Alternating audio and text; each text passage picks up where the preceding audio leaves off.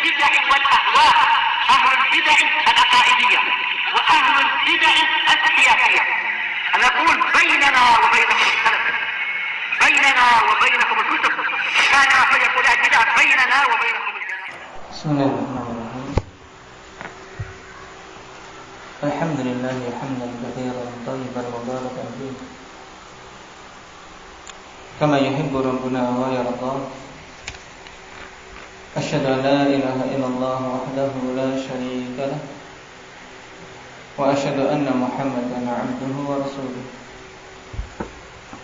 صلى الله عليه وعلى آله وأصحابه ومن تبعهم بإحسان إلى يوم الدين. Amma ba'd. Kita masih pada pembahasan seputar kaidah yang ketiga. Dan penjelasan kemarin berhubungan dengan ibarat-ibarat salaf yang menjelaskan tentang prinsip mereka dalam mensikapi zahir dari suatu nas. Dan juga telah kita ketahui perbedaan metode yang mereka tempuh dengan metode mazhab tafwid.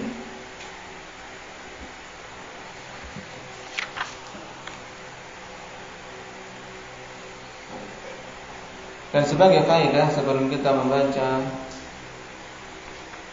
Madmunul Qaidah yang diringkas oleh Syekhuna Kamal Al-Ambani rahimahullah,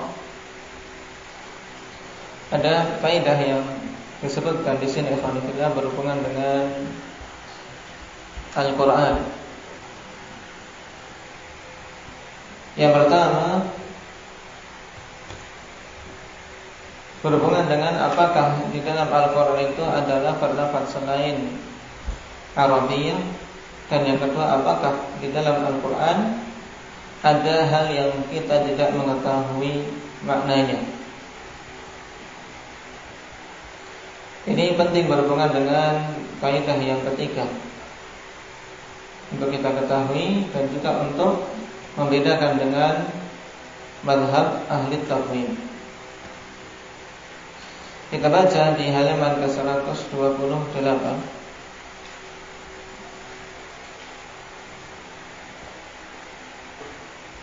Ta'liq yang pertama,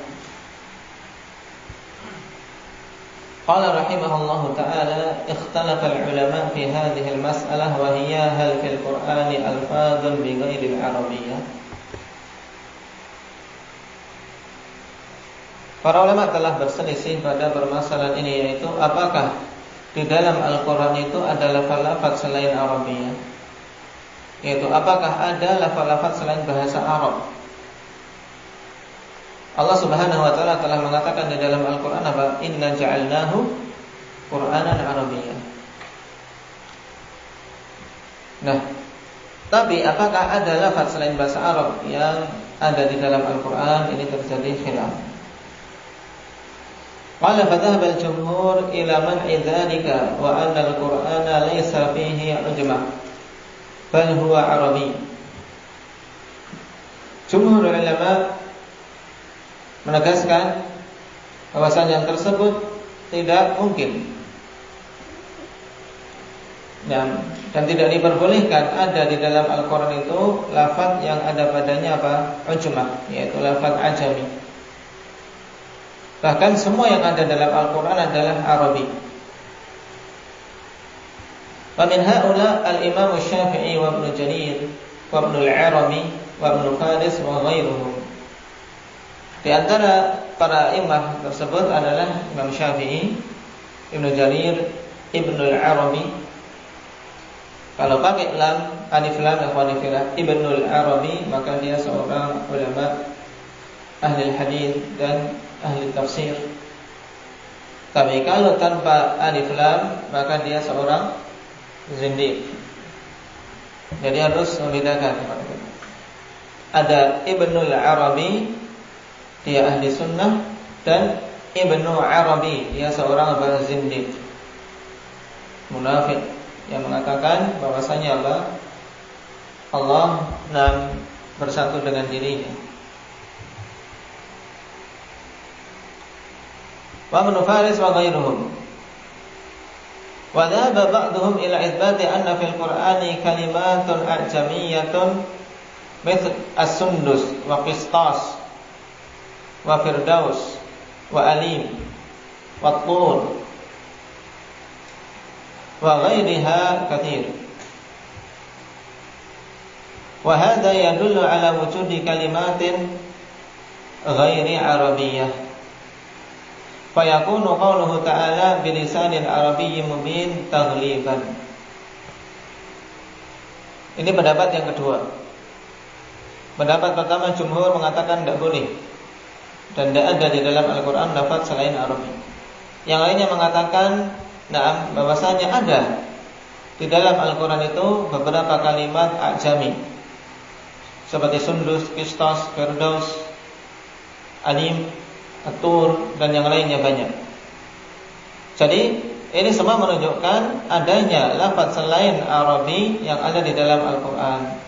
Sehingga makna bilisanin arabiyyin mubin adalah taghliban, yaitu mayoritasnya. Ini menurut pendapat kedua. Itu bahwasanya Al-Quran mayoritasnya berisi lafaz-lafaz bahasa Arab, tapi ada di dalam Al-Quran lafaz-lafaz ajami. Lalu mana yang benar dalam permasalahan ini? Qala was-shawabu fi hadhihi al-mas'alah ma qala Abu Ubaid Al-Qasim bin Salam. Dan yang benar dalam masalahnya adalah sebagaimana yang dikatakan oleh Abu Ubaid Al-Qasim bin Salam. Qala was-shawabu 'indi min dzalika madhhabun fi tasdiqil qaulain jami'an. Dan yang benar di sisiku dari perselisihan ini adalah pendapat yang padanya pembenaran kedua pendapat itu secara keseluruhan. Di mana ini? Yaitu yang benar berarti pendapat ketiga. Yang pada pendapat itu adalah pembenaran ada pembenaran terhadap kedua pendapat secara keseluruhan. Maksudnya bagaimana? Wa dzalika anna hadhihi al-hurufa mithl Taha wa Qaswara wal Istibraq wal Istabraq ila akhirih usuluha a'jamiyah. Maksudnya yaitu bahwasanya huruf-huruf ini seperti Taha, Qaswara. Di ayat surat apa ini? Qaswara disebutkan. Ini Al-Muddaththir farrad min Qaswara. Apa makna Qaswara?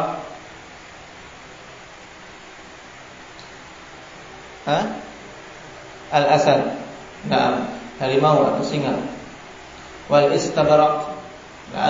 Nah, lafaz-lafaz itu dan yang lainnya asalnya adalah lafaz ajami. Kama qala al-fuqaha, sebagaimana dikatakan oleh para fuqaha. Illa annaha saqatat ila al-arab fa'arabatha bi alsinatiha wa hawwalatha an alfadhil ajami ila alfadhiha. Hanya saja lafaz tersebut jatuh pada orang Arab, yaitu masuk pada penggunaan orang Arab, kemudian akhirnya diserap dijadikan bahasa Arab. Dengan lisan-lisan mereka, sehingga dari lafaz ajam, akhirnya karena sudah terserap menjadi apa? Menjadi lafaz Arabiyah. Paham? Fasarat Arabiyatan thumma nazala al-Qur'an. Maka jadilah lafaz itu karena sudah diserap oleh orang-orang Arab penggunaannya menjadi apa? Lafaz Arabiyah. Kemudian turunlah Al-Qur'an wa qad ikhtalatat hadhil huruf bi kalamil Arab. Turun Al-Quran dan huruf-huruf ini telah apa? Telah bercampur dengan kalam Arab pada saat turunnya Al-Quran. Sehingga saat turunnya Al-Quran lafaz-lafaz itu sudah menjadi apa? Lafaz Arabi. Ini mudahnya. Faman qala innaha Arabiyyah fa huwa shadiq, faman qala ajamiyah fa huwa shadiq. Jadinya apa? Siapa yang mengatakan itu adalah lafaz Arabiyyah, ya benar. Yang mengatakan lafaz itu ajamiyah, ya benar. Nah, kalau seperti ini beres. Maksudnya yang mengatakan ajamiyah dilihat dari sisi asalnya dulu. Paham? Asalnya dulu memang itu ajam, tapi sudah diserap dalam bahasa Arab. Maka yang mengatakan lafaz itu Arabiyah, ya benar juga. Dalam artian Al-Quran turun dalam keadaan lafaz itu memang sudah diserap dalam bahasa Arab. Nah, ini harus kita pahami, Pak.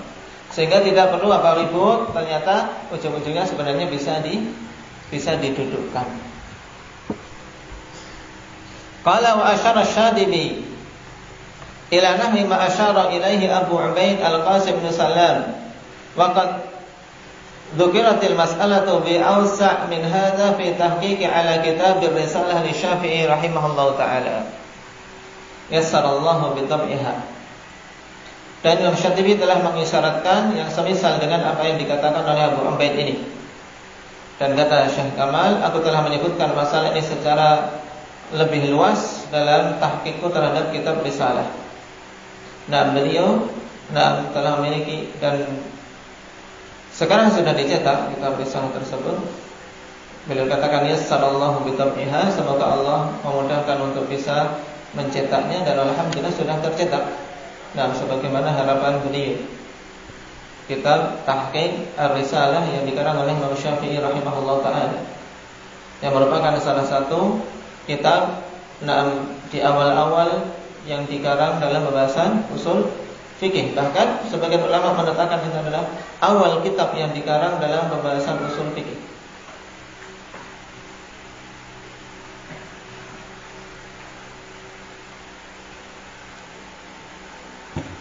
Kemudian pembahasan kedua, fahal fil Qur'ani ma la nafhamuhu wa in kana lahu ma'na. Apakah di dalam Al-Qur'an ada lafaz-lafaz yang kita tidak memahaminya walaupun pada hakikatnya dia memiliki makna. Jadi di dalam Al-Qur'an memang semua lafaz harus kita katakan memiliki makna, ya tidak? Tapi apakah kita mengatakan ada yang tidak kita pahami? Nah, yuqal na'am yasihu hadza nisbiyan. Kita katakan, nah, iya, ada di dalam Al-Qur'an yang kita tidak memahaminya, tapi secara nisbi. Maksudnya nisbi bagaimana? Sesuatu dikatakan nisbi afanifillah, yaitu sesuatu yang tidak paten. Dalam artian ketika sudut pandangnya berbeda, maka akan berbeda hasilnya, paham? Ini sesuatu nisbi namanya. Baik. Nah, apakah di dalam Al-Quran ada hal-hal yang tidak kita pahami? Maka jawabnya apa? Iya, tapi secara nisbi, yaitu min haitsu tafadulin nasi bainal idraki wal fahm, dari sisi tingkatan-tingkatan manusia dalam memahami dan dalam apa? Dalam kemampuan dia untuk berpikir. Dia paham dan tahu tidak makna ini. Bahkan sebagian kita, bukan hanya sebagian, tapi mayoritas mungkin orang ajam, mayoritas lafaz-lafaznya tidak tahu maknanya, ya tidak? Karena ajam, tidak belajar. Tapi itu nisbi. Tidak boleh kita katakan bahwasanya semua manusia tidak mengetahui makna kata tersebut. Qala Imam Syafi'i rahimahullah ta'ala, wa lisanul arabi awsa'ul alsinati madhhaban wa aktsaruha alfadhan wa la na'lamuhu yuhitu bi jami'i ilmihi insanun ghairu nabi. Imam Syafi'i mengatakan, dan bahasa Arab itu adalah bahasa yang paling luas, ya kan? Nah, madhabnya paling banyak dan paling banyak lafadznya. Lafaz-lafaznya paling banyak. Bahkan satu kata saja dalam bahasa kita, alhamdulillah, terkadang dalam bahasa Arab datang dengan berbagai macam kata, dengan berbagai macam nama. Contohnya apa? Seperti Asad. Asad namanya banyak. Asad, Qaswara, Usama, apalagi Haidar, Haidara. Nah, baik, banyak. Baik. Sehingga apa? Lafadznya banyak. Maka wala na'lamuhu yuhitu bi jami'i ilmihi insanun ghairu nabi. Maka kita tidak mengetahui ada seseorang yang mampu untuk apa? Menguasai semuanya. Nah, tidak ada. Kata Imam Syafi'i, kita tidak tahu ada seorang yang mampu menguasai semua lafaz-lafaz dalam bahasa Arab ghairu nabi, selain nabi. Selain nabi. Walakinnahu la yadhhabu minhu syai'un ala ammatiha hatta yakuna fiha man ya'rifuhu.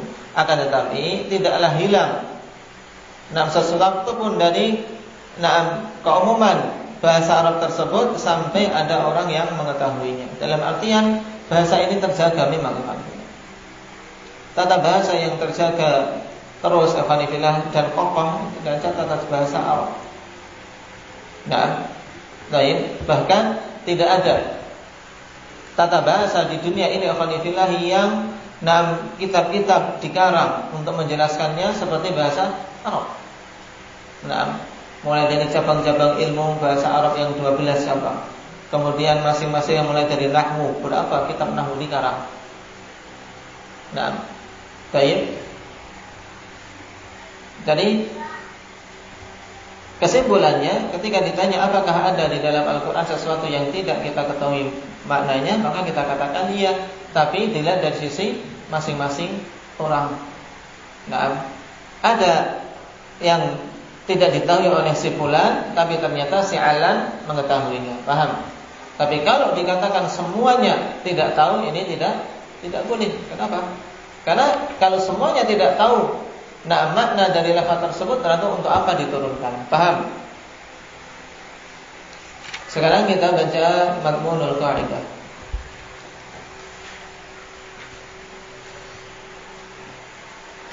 Amalu salaf fi sifati al-imraru 'ala adh-dhahiri duna ta'arruf lil kayf. Ini sudah berkali-kali.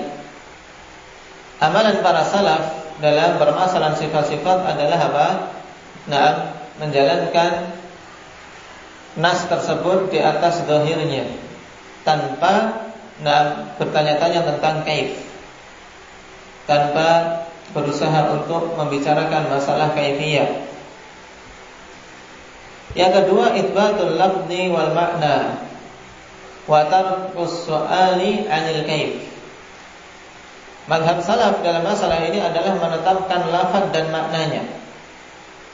Suatu sifat kita tetapkan lafaznya.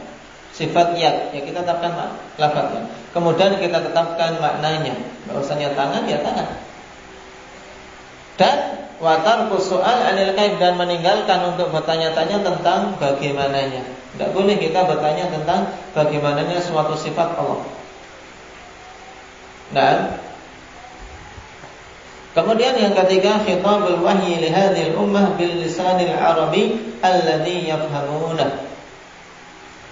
Wahyu afanillah datang dan berbicara kepada umat ini dengan bahasa Arab. Karena memang Nabi afanillah diutus sesuai dengan lisan kaumnya yang mereka pahami. Kemudian khafa'u ba'dil ma'ani an ba'dil nas la yamna'u ilmal akharina biha. Ketidaktahuan sebagian makna dari makna-makna Al-Quran yang ada pada sebagian manusia itu tidaklah menghalangi pengetahuan yang lain terhadapnya.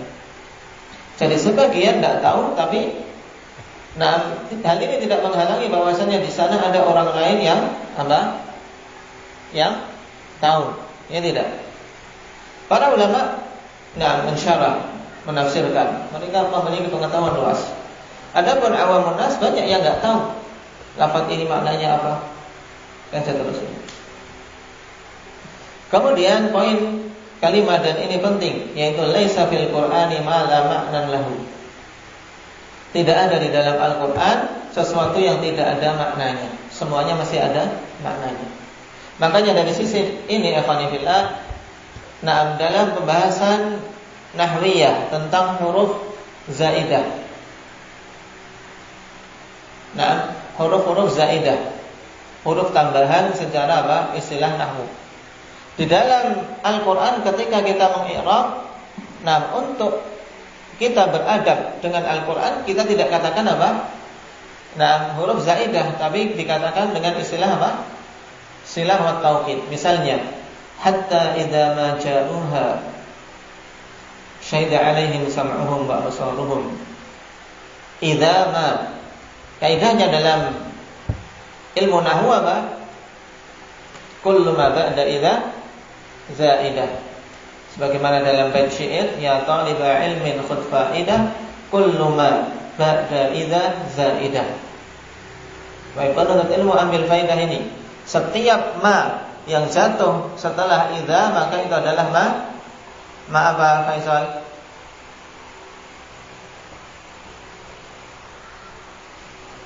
Ma zaidah.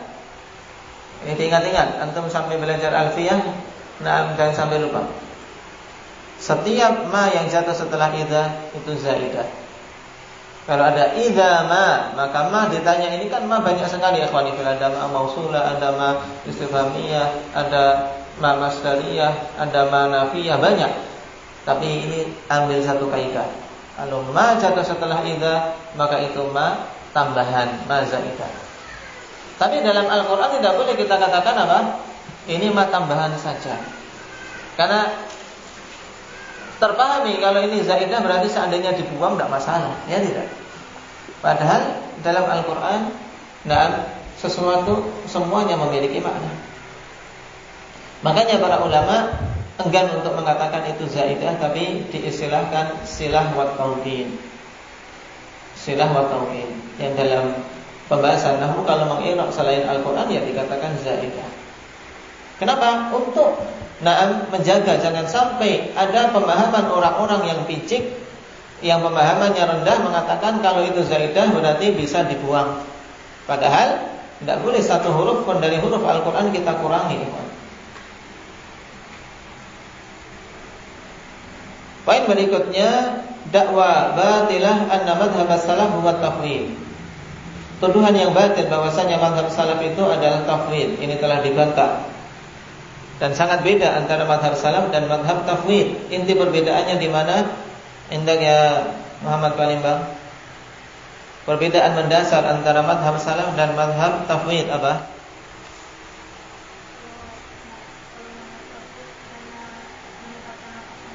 Nah, kalau mazhab tafwid hanya menetapkan lafadznya saja, maknanya mereka serahkan pada Allah. Terus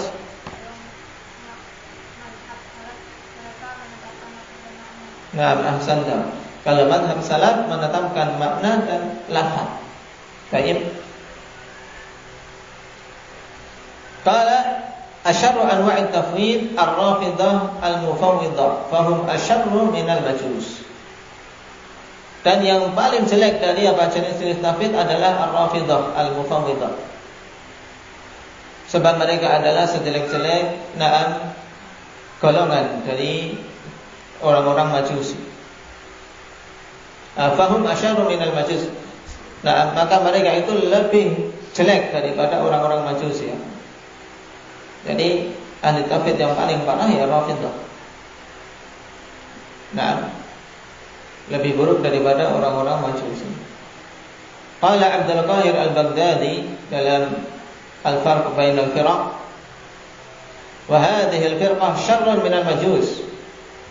Ya, Rafidah ini lebih buruk daripada orang Majusi. Orang Majusi ciri khas mereka apa? Menyembah apa orang Majusi itu, Dimas? Penyembah api. Jadi mereka punya dua sesembahan, yaitu apa? Tuhan cahaya dan Tuhan kegelapan. Dan banyak pada beberapa negeri ikhwani fillah, walaupun istilahnya bukan Majusi tapi punya keyakinan ini. Di Jawa saja kalau kita perhatikan dulu mereka hampir sama keyakinannya. Ada apa? Ada dewa yang bagus, ada dewa yang jelek, ya. Ada Batara Guru, ada Batara Kala, ya kan, ini dewa tapi mereka berperang, yang buruk dan yang baik. Nah, mereka lebih buruk dari orang-orang Majusi alladzina za'amu anna al-ilaha khalaqa syaitan, thumma inna syaitan khalaqa syurur. Nah, yang orang Majusi itu menyangka bahwasanya berpendapat bahwasanya ilah telah menciptakan syaitan, kemudian syaitan menciptakan kejelekan. Nah, wa syarrun minan nasara alladziina sammau Isa alaihi salam mudabbiran tsaniyah. Dan lebih buruk dari orang-orang Nasara yang mereka menamai Isa sebagai zat yang mengatur jagat raya ini yang nomor 2. Yang nomor pertama adalah Tuhan Bapa, yaitu menurut mereka Allah. Kemudian baru Isa. Wal'iyadzubillah. Qala faman 'adda ar-rawafidha min firaqil Islam fahuwa bimanzilati man 'adda al-majusa wan nasara min firaqil Islam.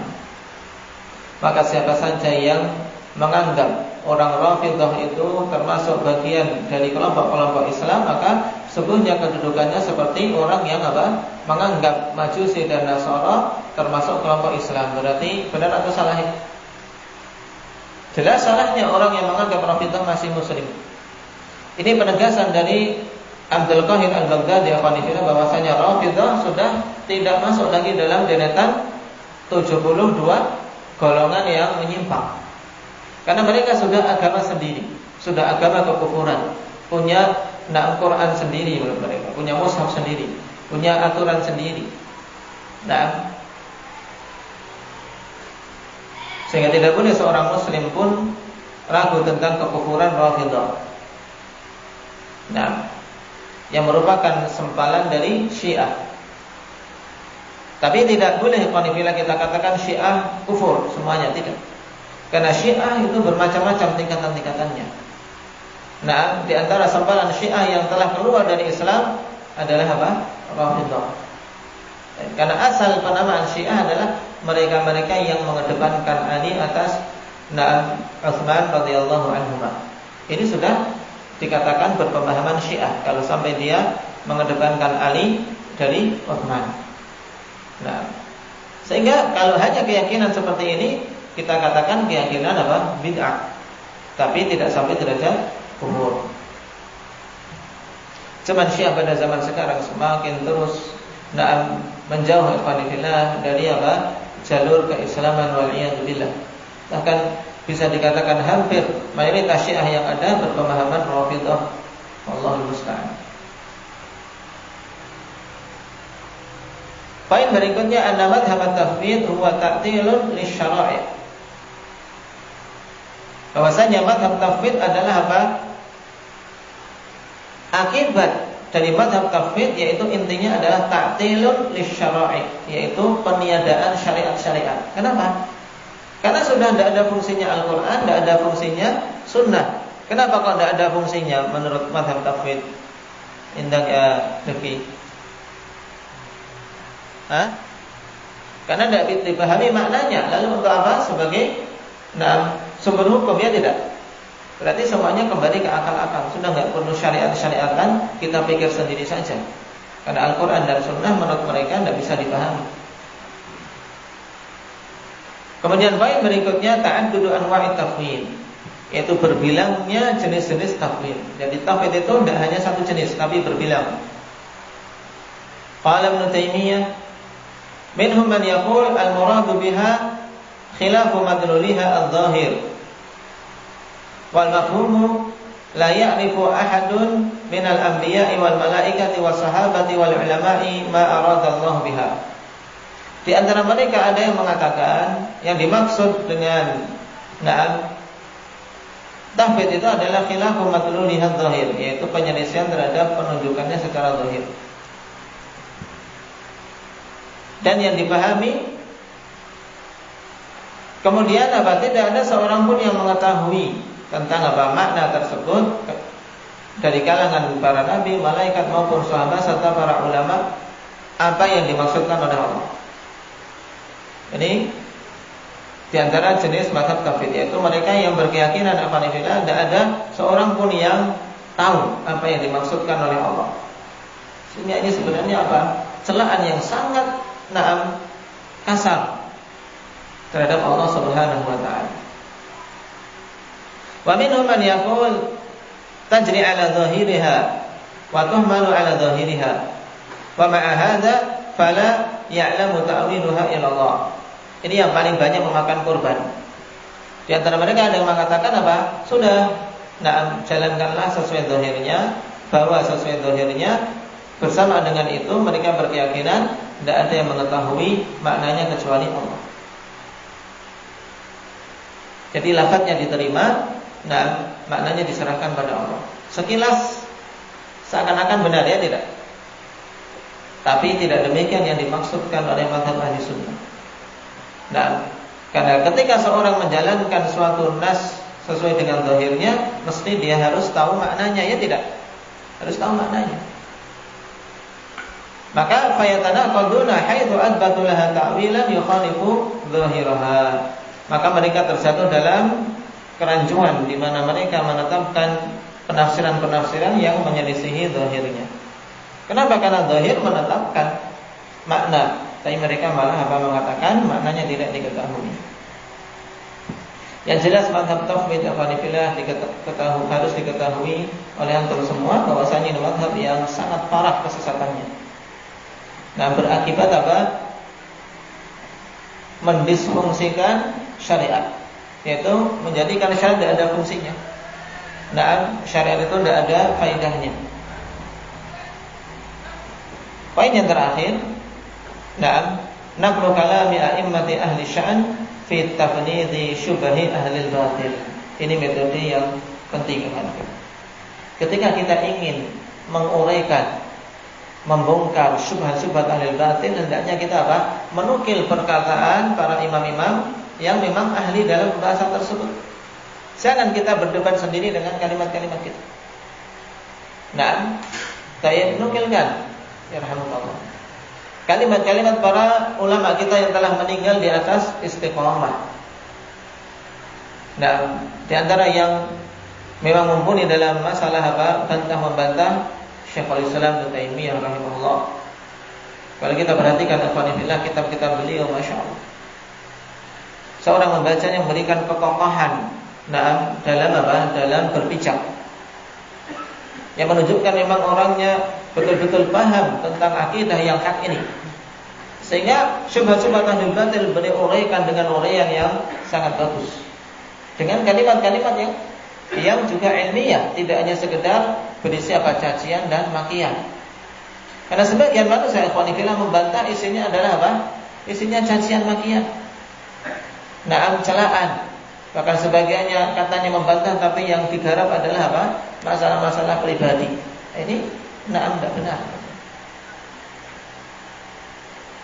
Allah musta'an. Jadi usahakan ketika seseorang ingin membantah, membongkar syubhat ahli batil, nukilkan perkataan-perkataan para a'immah pada bidang tersebut. Dengan ini kita selesai dari pembahasan kaidah yang keempat. Kaidah yang keberapa? Yang ketiga. Diingat-ingat, dipahami dengan baik. Nasallallahu azza wa jalla at-taufiq was-sadad walhamdulillahi